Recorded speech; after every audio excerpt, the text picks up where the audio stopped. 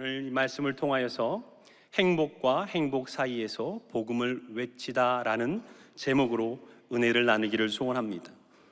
오늘 우리가 만나게 되는 요셉은 그 인생 가운데 그의 네 가지의 옷으로 그 인생을 잘 살펴볼 수 있습니다.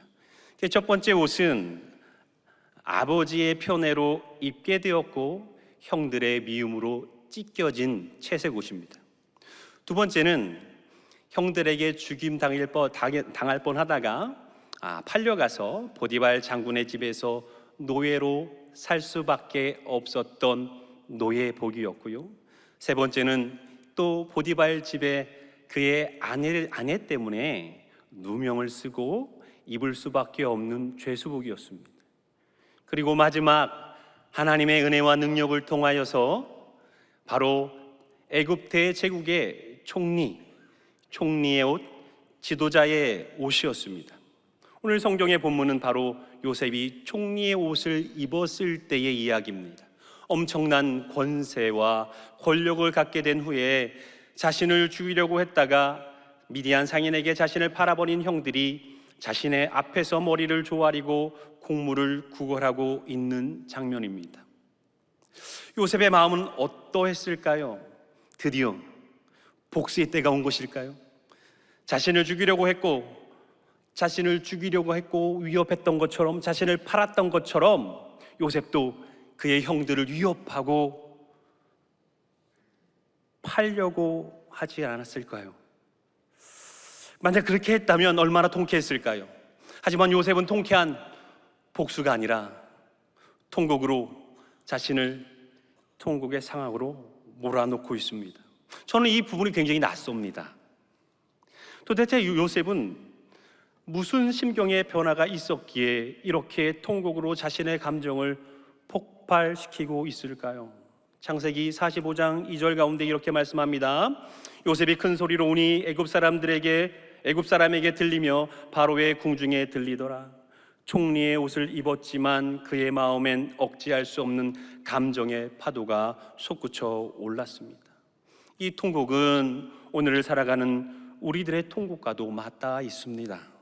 예전에 한 50대 남자 집사님이 저를 찾아왔던 적이 있었습니다. 이분은 젊은 시절 말씀 안에서 세상을 변화시키고자 했던 열정으로 열심히 공부했습니다. 좋은 대학교에 또한 공부를 또 너무 잘하셔서 또한 좋은 유학을 떠났고 다시 한국으로 돌아와서 굉장한 유명 기업의 임원까지 했던 분입니다. 그리고 시간이 지나고 이제 50세가 넘어 남은 것은 회사에서는 명예퇴직이라는 딱지와 가정에서는 아직 사춘기가 끝나지 않은 자녀들이 아빠가 우리에게 해준 게 뭐가 있어? 라고 던지는 비수밖에 없었다고 합니다. 웃겨요? 저는 슬픈데. 어쨌든 이 남자 집사님이 제 앞에서 펑펑 우는 거예요.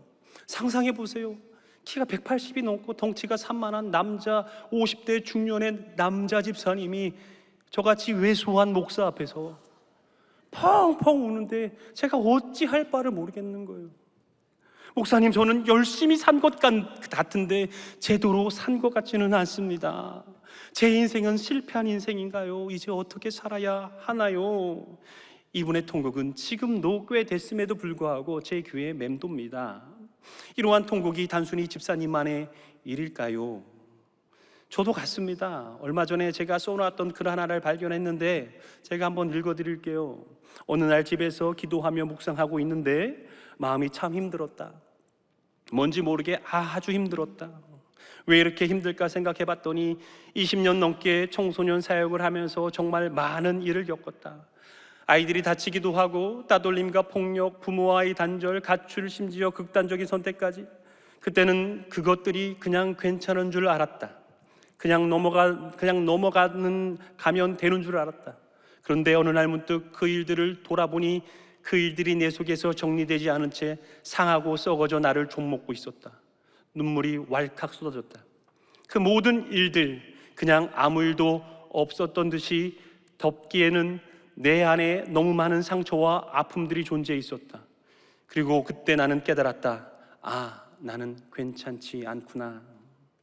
저는 제가 적은 글을 읽으며 무너졌습니다. 저는 제가 꽤 괜찮은 줄 알았습니다. 전혀 괜찮지 않은 나를 발견하고 눈에서는 망가진 수도꼭지처럼 눈물이 쏟아져 내리고 나중에는 걷잡을 수 없는 통곡이 되어 한참을 울어내었습니다. 요셉은 총리가 되었지만 괜찮지 않았습니다.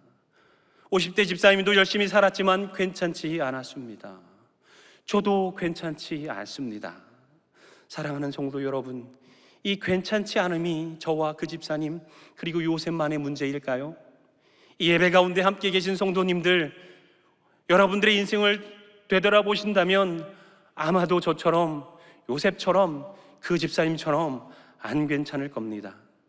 아무도 알아주지 않는 삶의 무게 속에서, 아무도 알아주지 않는 상처와 문제들을, 그 문제들이 내 인생을 실패했다고, 그만 포기하라고 우리를 부추기고 있을 것입니다. 그 모든 문제들은 그냥 덮여져만 있지 그 무엇 하나도 해결되지 않은 채 살아가고 있는 우리 자신들을 발견하게 될 것입니다. 그렇다면 우리는 어떻게 이 통곡을 멈추고 좀 괜찮아질 수 있을까요? 우리의 인생이 실패했다고 생각하며 포기하는 것이 아니라 나도 내 삶도 꽤 괜찮은, 좀 기쁨이 넘치고 만족스러운 인생이 될 수 있을까요? 오늘 통곡을 멈추고 꽤 괜찮아진 요셉의 말씀을 통하여 우리가 어떻게 다시 만족하며 살아가야 하는지 살펴보기 소원합니다.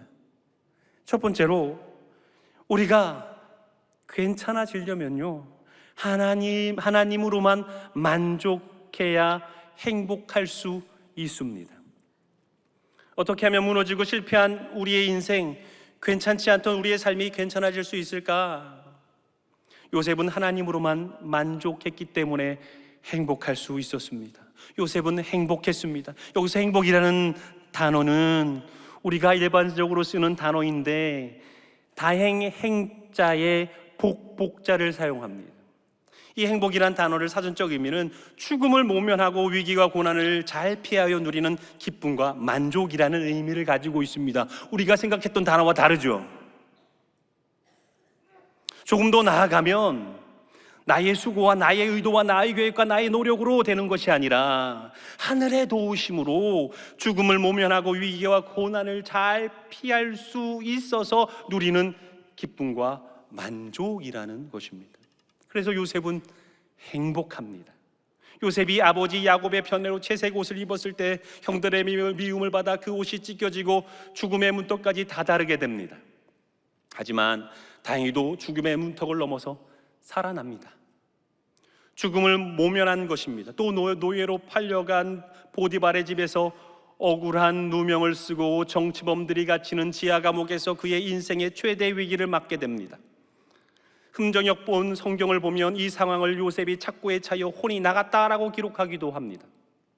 너무 억울하고 원통하니 제정신이 될 수 없는 상황입니다. 그럼에도 불구하고 하나님께서 그와 함께 하심으로 39절 2절에서 말씀하고 요셉은 다시 형통한 자가 됩니다. 결국 요셉은 하나님께서 함께함으로 죽음을 모면하고 인생의 가장 깊은 위기를 기가 막히게 피하게 됩니다. 그리하여 그가 맞닥뜨린 현실은 왕의 꿈을 해몽하여 대제국 애굽의 경영자 최고 CEO 총리가 되는 것입니다. 그는 총리의 옷을 입었습니다. 요셉은 이제 다행행자의 복복자를 사용하는 행복을 죽음을 파하고 위기를 모면한 안전한 상태의 기쁨과 만족을 누릴 수 있는 상태가 되었습니다. 그는 그 통곡 앞에서 깨닫습니다. 이 모든 것을 선하게 하시고 힘주시고 보호하여 주시며 지금까지 하나님께서 함께하며 요셉을 기뻐하시고 요셉의 삶을 만족하시는 하나님께서 그와 함께함으로 드디어 그는 기쁨과 만족의 평안에 이르게 되었습니다. 그래서 요셉은 하나님으로 만족하여 행복합니다. 그러면 우리는요? 요셉은 하나님께서 함께 해주셔서 행복했는데 우리는요, 이 시대의 죽음의 위협과 실패의 위기 앞에서 행복할 수 있을까요? 괜찮아요. 걱정하지 마세요. 이사야 41장 10절이 있습니다. 우리 같이 읽어볼까요? 시작. 두려워하지 말라. 내가 너와 함께함이라. 놀라지 말라. 나는 내 하나님이 됨이라. 내가 너를 굳세게 하리라. 참으로 너를 도와주리라. 참으로 나의 의로운 오른손으로 너를 붙들리라. 아멘. 잘하셨습니다. 하나님께서 통곡하며 실패할까봐 두려워하는 우리들에게 강력하게 말씀하고 계십니다. 내가 너와 함께 할 것이다 라고 말이죠. 요셉과 마찬가지로 그렇게 우리는 요셉처럼 모든 죽음의 위협을 이겨낼 수 있습니다. 실패의 위기를 온전하게 피할 수 있습니다. 하나님께서 우리와 함께 하시기에 우리는 언제나 안전합니다. 우리는 안전합니다. 그렇기에 우리는 하나님만으로 만족할 수 있어야 합니다. 우리가 행복하지 못한 것은, 우리가 만족하지 못하는 것은 우리가 하나님만으로 만족할 수 없다는 악한 생각 때문에 그렇습니다. 마태복음 12장 39절에서 이러한 세상과 세대를 음란한 세대라고 말합니다. 여기서 음란한 세대라는 것은 무엇이냐면 성적인 음란함을 넘어서서 영적인 음란함을 말하는 겁니다. 쉽게 말하면 신랑과 신부가 결혼했는데 신부가 신랑을 기다려요. 신랑이 신부만으로 만족해야 되는데 신부가 신랑이 들어올 때 신랑의 얼굴을 보는 게 아니라 신랑의 손을 보는 거예요. 뭐 갖고 왔나? 몇 캐럿이냐? 어떤 브랜드냐? 신부는 신랑만으로 만족해야 되는데 신랑의 값비싼 예물과 물질로 만족한다면 그것이 바로 음란함입니다. 신랑이 신부만으로 만족해야 되는데 신부의 배경과 신부의 가진 것들로 만족하려고 한다면 그것이 음란한 것입니다. 우리가 신랑 대신 예수님만으로 만족해야 되는데 다른 것으로 만족하려는 그 시도 자체가 영적인 음란함이라고요. 예배가 그렇습니다. 우리는 너무나도 자주 예배를 오해합니다. 강단 위에서만 드려지는 설교와 찬양만이 예배라고 생각합니다. 그리고 우리는 강단 위에서 드려지는 예배와 상관없이 관객이 되어서 우리 목사님 설교 얼마나 잘하나 볼까? 우리 찬양대 아름다운 선율 오늘 내 마음을 터치해줘.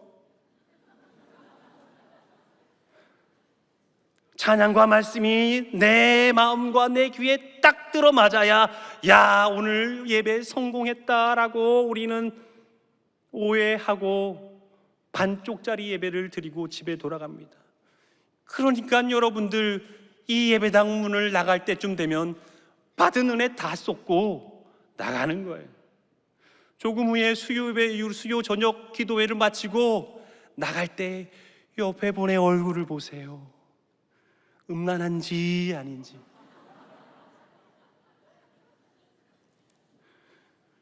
교회는 우리 하나님께서 주신 예배하는 공동체입니다. 초대교회 때부터 교회는 예배하기 위하여 모든 성도들이 한자리에 모여 나를 구원해 주신 예수님으로 인하여 하나님께 감사와 찬양을 올려드린 겁니다. 앞에 나선 한 사람만이 아니라 예배 참여한 모든 지체들이 함께 예배 드리는 것을 말합니다. 여기서 지체가 무엇입니까?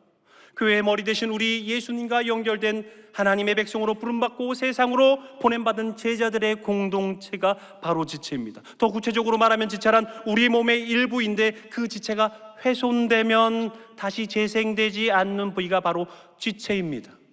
머리카락을 잘랐어요. 자라요, 안 자라요? 자라죠. 손톱을 깎았어요. 손톱 깎으면 손톱 자라요, 안 자라요? 그러면 지체가 아니에요. 근데 엄지손가락이 훼손됐어요. 잘 하시는 분. 오른쪽 발이 훼손됐어요. 오른쪽 발 잘 하시는 분 손 들어보세요. 신고해야 돼요. 인간이 아니에요. 이 지체는 엄청난 의미를 가지고 있습니다. 이것은 무엇이냐면 여러분들 우리 귀한 성도님 한 분 한 분 여러분들을 대체할 수 있는 존재가 이 우주에 전혀 없다는 거예요. 여러분들은 대체 불가능한 존재라는 거예요. 여러분들이 없으면 없는 거예요. 그렇게 여러분들은 정말 너무너무 소중한 존재입니다. 하지만 새끼손가락이 없다고 우리가 죽는 것은 아닙니다. 오른쪽 다리가 하나 없다고 우리가 살아가지 못하는 것도 아닙니다.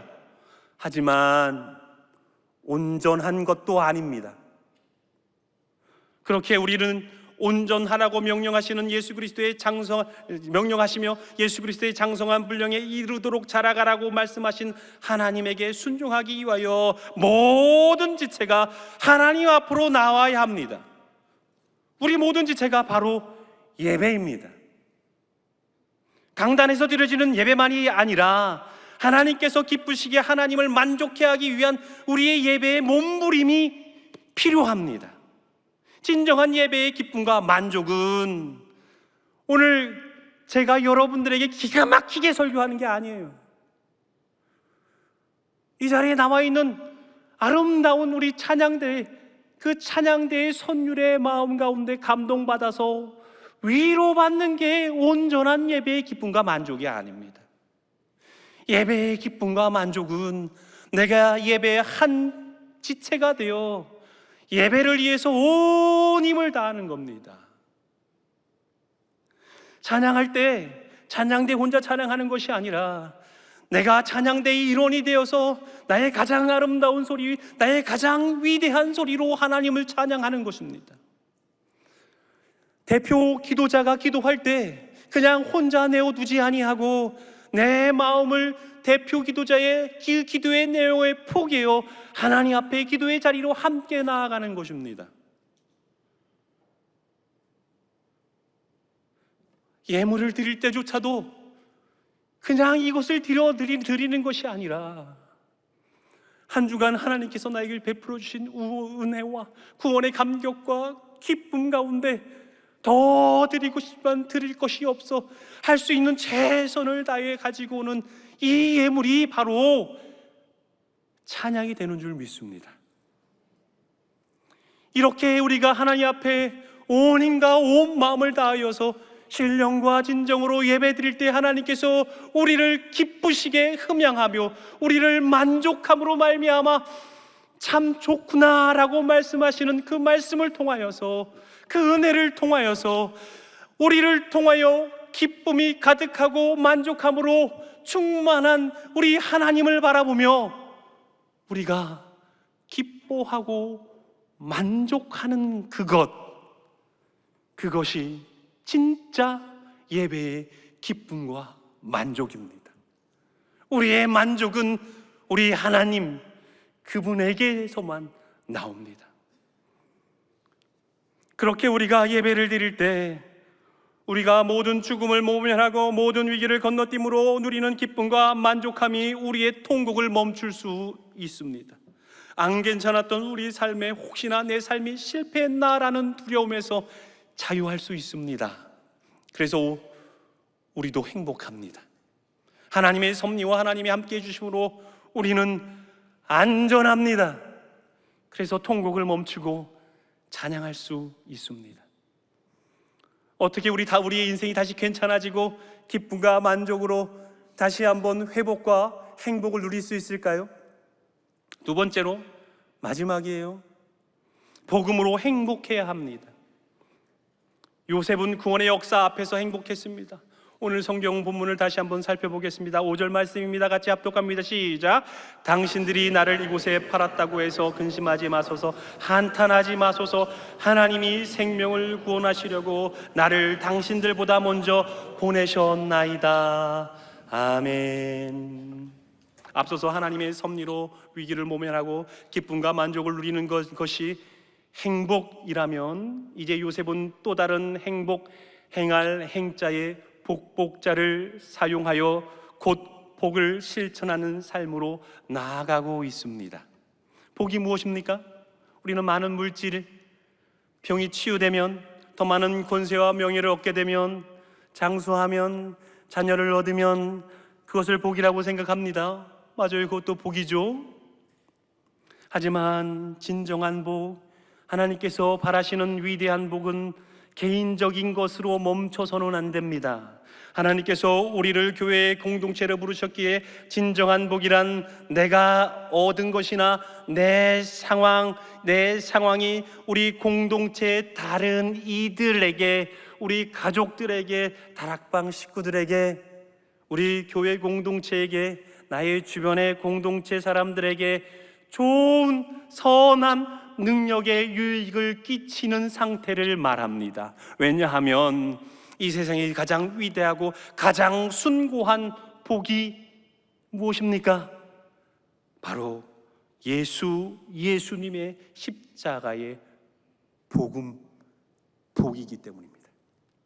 우리 주님께서 나와 우리를 위하여 십자가의 죽으심으로 말미암아 모든 인류의 구원의 능력이 펼쳐졌기 때문입니다. 하지만 예수님의 개인적인 관점으로 다가가면 이 십자가만큼 어려운 것이 없어요. 창조주가 피조물에게 죽임을 당하다니요. 우주한 분이 유재한 인간들에게 죽임을 당하다니요. 말도 안 되는 이 십자가의 복음이 바로 복의 정수이며 근원입니다. 하지만 이 십자가가 있어야 우리가 생명의 유익을 얻게 됩니다. 그렇기에 복은 공동체에게 유익이 되어야만 유효합니다. 내가 받은 많은 물질이 다른 이들을 행복하게 하지 않는다면, 다른 이들을 향하여 행복을 행하지 않는다면 그것은 아마도 저주와 고통에 점철되어 통곡으로 이어질 것입니다. 그렇기에 복은 행해져야만 하고 복은 흘러가야만 합니다. 개혁주의자 신학자 존 칼빈은 이렇게 말합니다. 복은 하나님의 은혜로 말미암아 인간이 하나님과의 관계 안에서 그 본래의 목적을 이루며 살아갈 때 완성된다. 삭개오가 그랬습니다. 모든 사람들이 죄인이라고 손가락질 받던 삭개오는 예수님을 만나고 예수님은 삭개오와 함께합니다. 누가복음 19장 5절 가운데 이렇게 기록하고 있습니다. 삭개오야 속히 내려오라. 내가 오늘 내 집에 유하여야 하겠다 하시니 라고 말씀하시며 삭개오를 기뻐하시고 만족하심으로 그와 함께 하십니다. 왜요? 삭개오가 우리 주님을 찾아왔기 때문에 그렇습니다. 그러자 삭개오는 행복해졌습니다. 돈으로 구원받으려고 했던 민족의 배신자, 그리고 시간이 지나 자신이 인생에서 실패했다는 사실 가운데 이제 남은 것이라고는 통곡밖에 남지 않은 이 삭개오 앞에 우리 주님 짠 하고 등장하셔서 너와 함께 하시겠다, 너와 함께 하겠다, 내가 너를 기뻐하며 내가 너를 만족하노라 라고 말씀하실 때 삭개오는 죽음을 모면하게 되고 인생의 위기를 피하여 주님 품에 안전히 안착합니다. 그런 안전함과 만족을 누리는 다행행자와 복복자 행복을 경험하게 되고 그 즉시 행할 행자 복복자를 사용하는 행복을 행하게 됩니다. 자신이 가진 가장 소중한 것이라고 여겼던 자신의 모든 재물을 사람들에게 나누어주고 베품으로 그의 복이 공동체의 유익으로 선언됩니다. 그래서 삭개오는 행복합니다. 복은 이렇게 흘러야 합니다. 이렇게 주변의 지체들에게 선한 능력으로 나타나 그들을 살려야 진정한 복입니다. 이것이 바로 행복입니다. 이러한 이야기를 한 카페에서 여러 명의 남자 중년의 집사님들과 이야기를 나눈 적이 있었어요. 그러자 이 집사님들이 제 말이 꽤나 매력적이었나 봅니다. 아니에요? 그런 줄 알았는데. 그러다가 이 집사님들이 저에게 이렇게 질문을 던졌습니다. 그러면 목사님, 저희들은 어떻게 해야 복을 행할 수 있습니까? 어떻게 해야만 나에게 주어진 것들로 나의 주변에 있는 공동체에게 생명의 영향력을 행사할 수 있습니까? 저는 그분들의 무릎에 이렇게 답했습니다. 지금 되게 멋있게 말하지만 그때만 해도 마음이 굉장히 어려웠어요. 왜요? 저도 몰랐으니까요.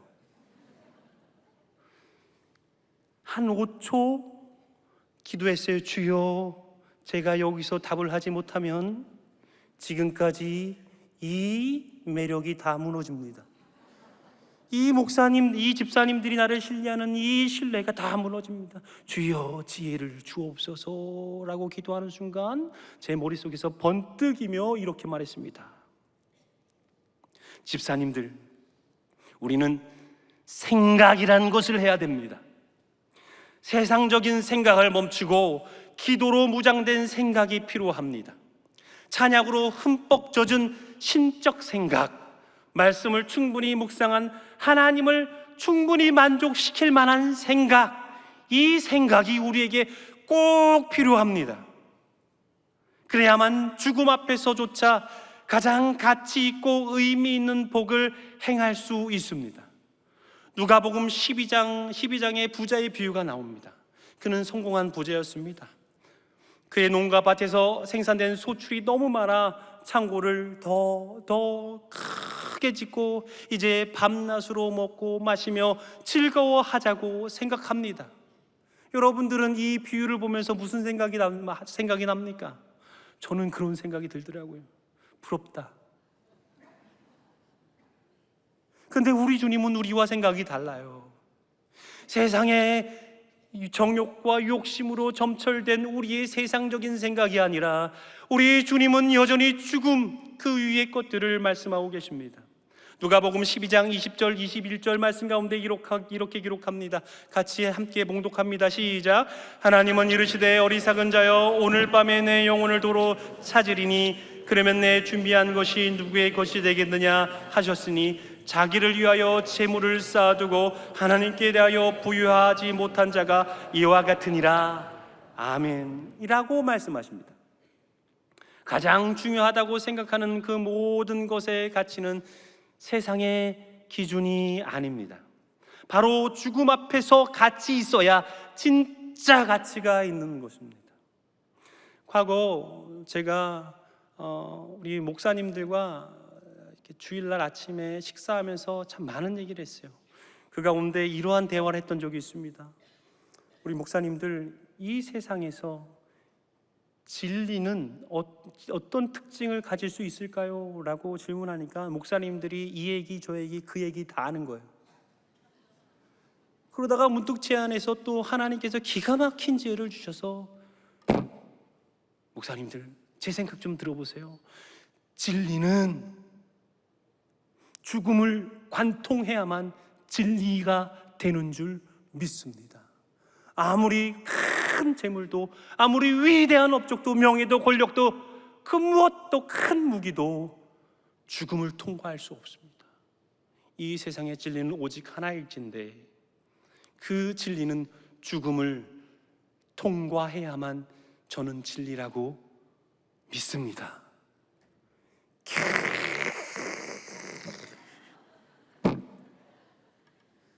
주님 때문에 살아요. 이런 거 한마디 할 때마다 우리 목사님들이 저를 초롱초롱 쳐다봐요. 우리 목사님은 어떻게 기가 막힌 생각을 그렇게 잘하는 눈빛으로 저를 쳐다보는데 저의 착각일까요? 저는 믿습니다. 우리 목사님들의 인격을 믿습니다. 저는 믿습니다. 우리 목사님들의 눈빛을 믿습니다. 죽음을 통과해야만 진짜 진리입니다. 우리가 가진 것 가운데 죽음을 통과할 수 있는 것, 우리의 생각 가운데 죽음을 통과할 수 있는 것이 그 어디에 있습니까?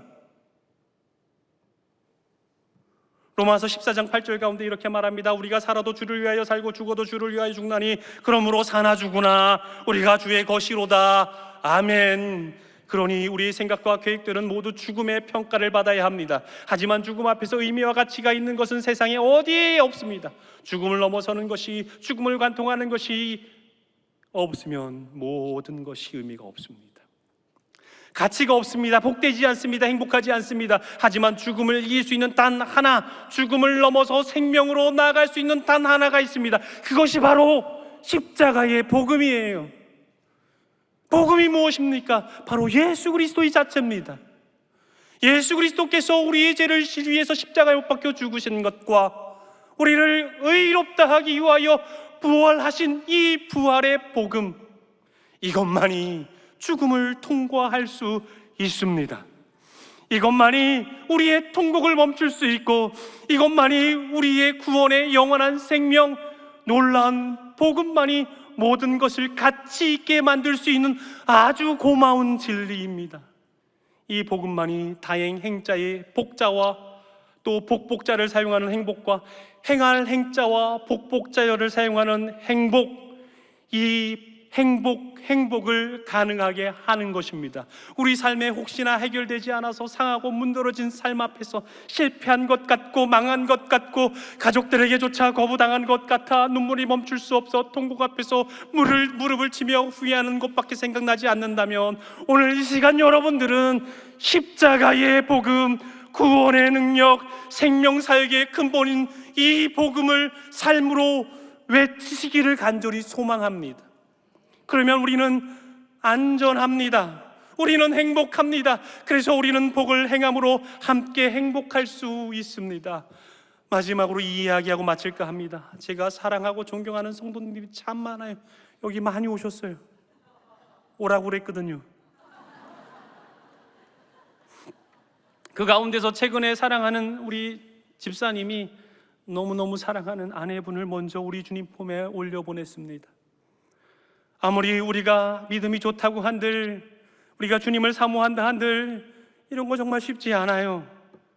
그저 이 상실의 삶 앞에서 눈물과 아픔만 남아 통곡 그 자체가 되어버려서 삶을 가누지 못하는 집사님을 바라볼 때마다 내 마음이 얼마나 힘든지 몰라겠습니다. 하루가 지나고 일주일이 지나고 한 달이 지나도 도대체 갈피를 못 찾는 통곡밖에 없는 이 집사님이 어느 날 돌아왔어요. 통곡을 멈췄습니다.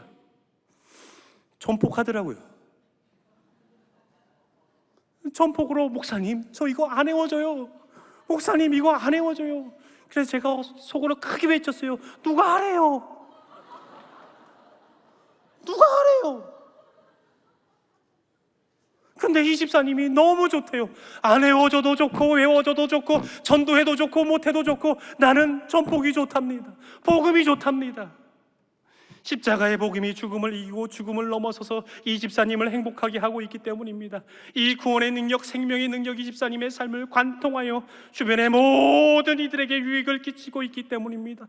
저도 이 집사님의 행할 행자와 복복자인 행복을 저에게도 주셔서 저도 이제 통곡이 멈추었습니다.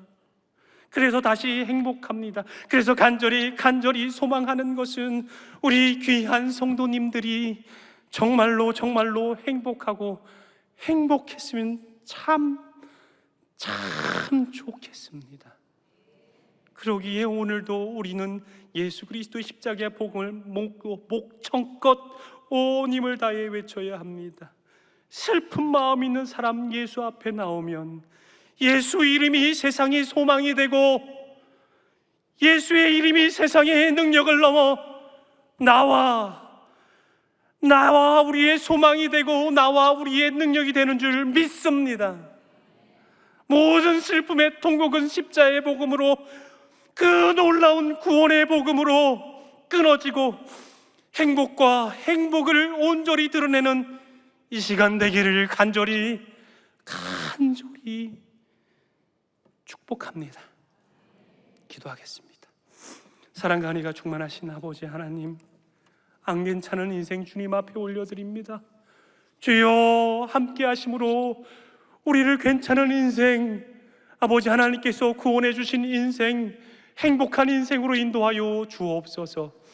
아버지 하나님, 이제 우리가 안전하오니 우리가 복음으로 복을 행할 수 있는, 하나님께서 기뻐하시고 하나님께서 만족하시는 인생 되게 허락하여 주옵소서. 이 시간 주님께서 온전히 인도하여 주시고 복 허락하여 줄 믿사오며 이 모든 말씀 우리 주 예수 그리스도의 놀라운 이름으로 간절히 기도 올리옵나이다.